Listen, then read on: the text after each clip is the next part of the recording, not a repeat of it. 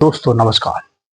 दोस्तों, Delhi high court के यशवंत वर्मा जज हैं और होली के आसपास उनके घर में आग लगती है तो वहां पर फायर ब्रिगेड को बुलाया जाता है। साथ में वहां पर पुलिस को भी बुलाया जाता है। उनके घर की आग बुझाई जाती है।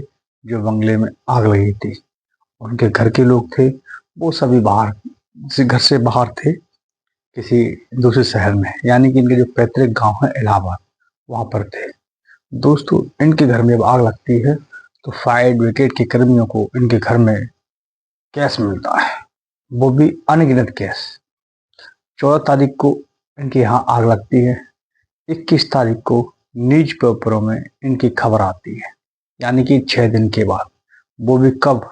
जब बार एसोसिएशन के जो वकील होते हैं वो धरना प्रदर्शन करने के लिए रोडों पर आ जाते हैं, तब कहीं जाके इनकी न्यूज प्रिंट मीडिया या मीडिया कोई या सोशल मीडिया के माध्यम से ये खबर जनता तक पहुंचती है। इसको क्यों छुपाए जाने की व्यवस्था की गई थी? इसको क्यों छुपाया जा रहा था?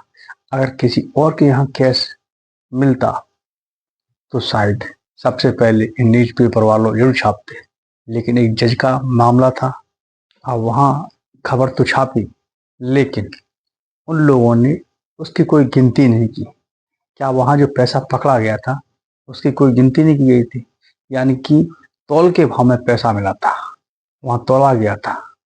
इसीलिए कहते हैं, इसीलिए तो कह रहे हैं सभी मीडिया वाले कि वहाँ अनगिनत पैसा मिला, यानी कोई गिनती नहीं की गई। यानी कि 10 किलो, 20 किलो, 50 किलो, एक बुरा, दो बुरा, एक अलमारी, दो अलमारी, इतना सारा पैसा मिला।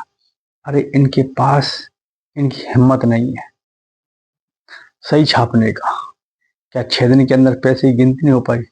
तब कहीं बाहर के सोर्स के माध्यम से लोगों को जानकारी मिल रही है कि हाँ 15 करोड़ रुपए मिला, लेकिन 15 करोड़ रुपए नहीं है ये, याद रखना।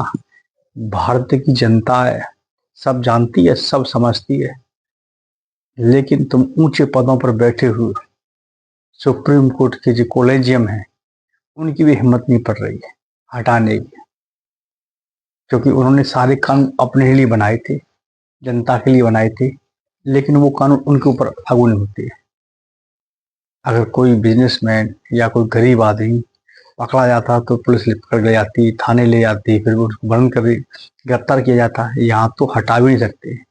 अगर कोई एक अधिकारी या कोई पुलिस वाला या कोई टीचर उनके घर यहाँ धन दौलत पकड़ी जाती है तो उनको तुरंत सस्पेंड कर दिया जाता है, उनके ऊपर जांच बैठा दी जाती है। यहाँ इन जज के ऊपर कोई जांच पड़ताल नहीं, सीधे से आई जानकारी मिली मजबूरी में, क्योंकि जब इस सोशल मीडिया पे खबर जाने लगी थी, वहाँ जो बार एसोसिएशन था वो धरना देने लगा था, तब कहीं छोटी सी कहीं सुर्खियों में निकाल दी कि हाँ गलती है, तो उनको जहाँ उनका क्षेत्र है उसी क्षेत्र में उनको ट्रांसफर कर दिया 21 तारीख को। दोस्तों देखिए क्या न्याय प्रणाली है। जनता को भरोसा है इन लोगों पर ये न्याय दे देंगे? कभी नहीं देते हैं भरोसा, कभी ये न्याय नहीं देते हैं। ये तो एक केस खुल के आ गया है, राजी या कुराजी या मजबूरी में, इस वजह से समझ लेना ये जितने भी जज बैठे हुए सभी भ्रष्ट हैं। याद रखना, आप इस चीज को नोट कर लेना। इस वीडियो जो भी देख रहे हो ठीक है, और जहां तक जाएगा वो भी याद रखना, कोर्टों के अंदर बैठे हुए 100 में से 80% भ्रष्ट हैं। 20% जो ईमानदार है वो ईमानदार है, वो अपना काम भी ईमानदारी से करते हैं, हर चीज उनकी ईमानदारी होती है, पारदर्शिता होती है। लेकिन 80% जज भ्रष्ट बैठे हुए हैं, मनमानी करते हैं उसके अंदर। ऐसे निर्दोष लोग जेलों में पड़े हुए हैं जिनकी कोई गिनती नहीं है आज तक। दोस्तों, यशवंत वर्मा जो कि हाई कोर्ट के जज हैं और उनके घर में जब 15 करोड़ रुपए का कैश पकड़ा जाता है, ये तो गिनती बताई गई है 6 दिन के बाद, जब मजबूरी उनकी हुई है। किसकी? सुप्रीम कोर्ट के कॉलेजियम की जो एक कमेटी थी हाई कोर्ट की और सुप्रीम कोर्ट की एक जजों की कमेटी होती है, उसको बुलाया जाता है। वहाँ उनकी मीटिंग होती है। मीटिंग होने के बाद उनको क्या मीडिया में बताना है, क्या पब्लिक के सामने कहना है, उस चीज को वो जग जाहिर करते हैं। लेकिन अभी सूत्रों के हवाले से खबर दिखाई गई है जिसमें 15 करोड़ रुपए का कैश उनके यहाँ दिखाया गया है, लेकिन जहां तक एक अनुमान लगाया जा रहा है कि कमरे में बहुत सारा कैश था उनके घर के बंगले के अंदर, और जब दमकल कर्मी वहां आग बुझा रहे थे तो गैस मिलना चालू हुआ था, तो उन लोगों ने पास के अधिकारी को फोन करते हैं, पुलिस को। पुलिस भी बड़े उच्च अधिकारियों को फोन करते हैं, तब वहाँ पुलिस पहुंचती है, क्योंकि ये पुलिस ऐसा बड़ा मामला होता है, जजों का मामला होता है, इसमें हर किसी का कह सकते हैं कि बामी में हाथ डालने की किसी की हिम्मत नहीं पड़ती है, और सबको गर्दन पे तलवार लटकी होती है, इसलिए हिम्मत नहीं पड़ती है, क्योंकि हाई कोर्ट के जज हैं, पता नहीं क्या फैसला सुना दें किसी के विपक्ष में, और कहीं उसकी नौकरी नहीं चली जाए, कहीं उस पर केस लगाकर, या कोई ना कोई तरीका होता है, क्योंकि वो ही एक पावर होती है। और जो जज होता है, जज तो जज ही जानते हैं एक तरह का उनके, सरकार भी उनके खिलाफ बोलने से कतराती है। सरकार के पास कोई हथकंडा नहीं है, और सरकार भी इन जजों को हटा नहीं सकती है। इन्होंने इस तरीके से इस कानून के अंदर वो व्यवस्था कर रखी है। अब रहा गरीब लोग या जनता, इन पर किस मुंह से इन पर न्याय मांग सकती है। हर जज दूध का धुला नहीं है। ज्यादातर मोस्टली जो जज हैं वो भ्रष्टाचार से लिप्त हैं। ऐसे ऐसे लोग जेलों के अंदर पड़े हुए हैं, जिनके पास पैसा होता है उनको जमानत मिल जाती है। एक नहीं, हजारों केस हैं, और दुनिया जानती है, लेकिन ये कुछ करने, पब्लिक कुछ नहीं कर सकती, बस जानती है होती है, और वो मनमानी करती है। सलमान खान का केस देख लीजिए, रातों रात एक जना कौन सा आतंकवादी था, उसके रात को 2:30 बजे इनका दरवाजा खुल जाता सुप्रीम कोर्ट का, वहां से हाल रातों रात जमानत मिल जाती है। और एक गरीब आदमी होता है बेचारा, महीनों सालों उसको ऊपर जमानत के लिए चक्कर काटने पड़ते हैं, तभी वकील सुनते नहीं है, तभी जज सुनते नहीं है उनकी, उनके लिए दरवाजा नहीं खुलता है, सिर्फ मनी का खुलता है। जिसके पास मनी है उसी का न्याय है, उसी के जज हैं।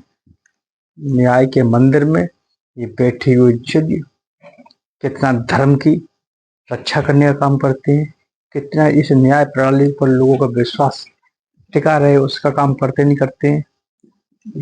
क्या ये खाना पूर्ति के लिए ये सुप्रीम कोर्ट हाई कोर्ट बने रह गए? लगता तो यही है कि ये खाना पूर्ति के लिए है।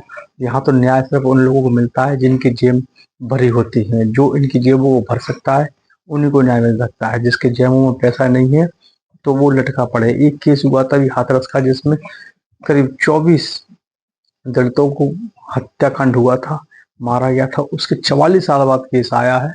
वो बुजुर्ग हो गए, जवानी में तो उन्होंने पता नहीं क्या किया हुआ, कितने 24 लोग मारे हुए हैं, कितनी क्या हत्या की होंगी, लेकिन अभी जब सुनवाई इसमें चल रही थी तो 44 साल बाद ये है न्याय प्रणाली, यानी कि उस केस में से काफी लोग तो जिंदगी सुधार गए, यानी कि उन्होंने अपना पूरा जीवन जिया, बाल बच्चे नाती पंक्ति वाले हो गए और अपने चले गए।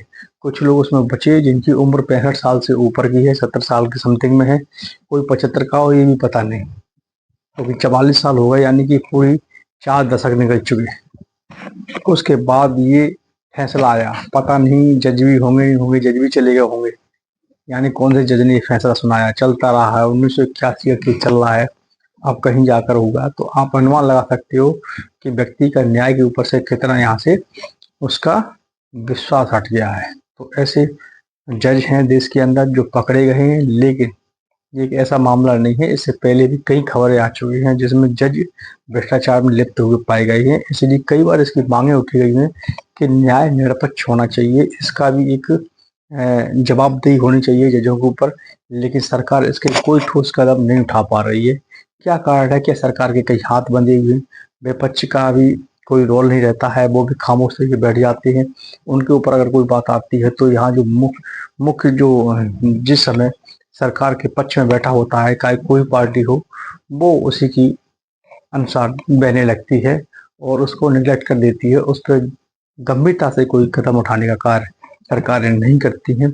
लेकिन जनता को कैसे भरोसा दिलाया जा सके जिससे जनता इन पे बैठे हुए इन न्याय की प्रणाली में जजों के रूप में काले कोट पहनकर आंखों में पट्टी बांधकर कहते हैं यहाँ सबको न्याय मिलेगा।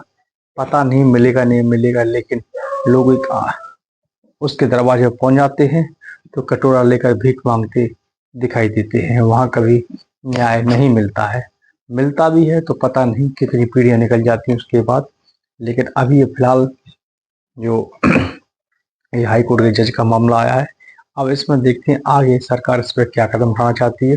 जो सुप्रीम कोर्ट के बड़े जो कमेटी है वहाँ के कोलेजियम है, इस पर क्या एक्शन लेते हैं, मुझे तो लेते हुए नहीं दिखाई दे रहे हैं, लेकिन जो एसोसिएशन बार के जो वकील हैं, जिनकी अध्यक्ष कमेटियां हैं, वो जरूर इस पर उंगलियां उठा रही हैं, वो इसकी लड़ाई लड़ रहे हैं। और आगे देखते हैं कितनी इसमें इन लोगों को कामयाबी मिलती है। क्या इनको सस्पेंड किया जाएगा, क्या इनको इससे पद से हटाया जा सकता है, या इन ऊपर कोई जांच कमेटी बैठाई जा सकती है। अगर ये इस पर कोई निश्चय कोई निर्णय लेते हैं इन जज के ऊपर, तो थोड़ा आम जनता का भरोसा न्याय प्रणाली में बना रहेगा। नहीं तो जैसा अब था वैसा ही आगे और नीचे स्तर तक लोगों का विश्वास हटता चला जाएगा। अगर दोस्तों हमारा वीडियो अच्छा लगा हो तो आप हमारे चैनल को सब्सक्राइब अवश्य करें, और आपको एक छोटा सा लाइक और कमेंट का हमारे इंतजार रहता है हमारे चैनल को। अगर आप लोगों का प्यार मिलता रहेगा तो हम आपको ये खबर आप तक पहुंचाने में थोड़ा हमारा भी योगदान आप तक बना रहेगा। धन्यवाद।